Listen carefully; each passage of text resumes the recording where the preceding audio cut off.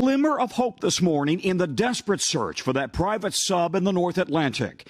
The U.S. Coast Guard says a Canadian aircraft using sonar buoys to try to locate that minivan-sized vessel detected underwater noises in the search area. And overnight, multiple reports suggest banging was heard at 30-minute intervals.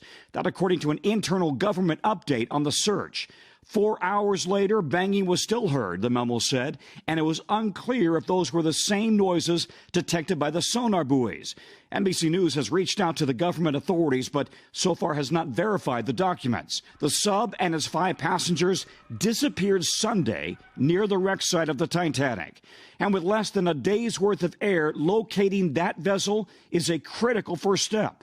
But at a depth of 2.5 miles, it will require specialized equipment to reach and potentially bring the vessel back to the surface. Will the U.S. Navy or the Canadian Navy be able to get salvage equipment on time before the air runs out? What I can tell you is there is a full court press effort to get equipment on scene as quickly as we can. Among those on board, Ocean Gate founder Stockton Rush was piloting the sub.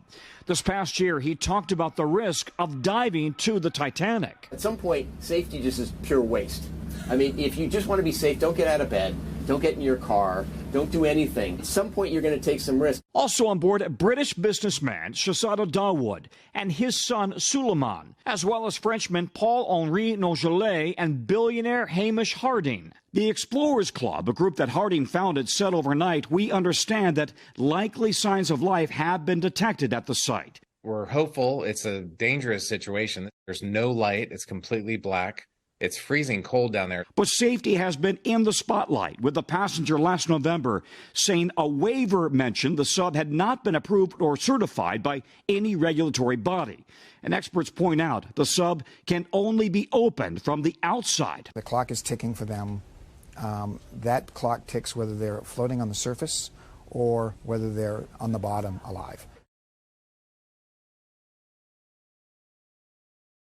Of air, we're now into the 3rd day. Listen, NBC News has looked at a lawsuit filed in 2018 from somebody in the company claiming that that sub was not certified and possibly not designed to dive to the depths that the company wanted to go to. That lawsuit was settled. Separately, the New York Times reporting dozens of industry experts had warned of potential catastrophic problems with this mission given the design of the mini sub. Hoda and Savannah, back to you. All right, Tom Costello, thank you.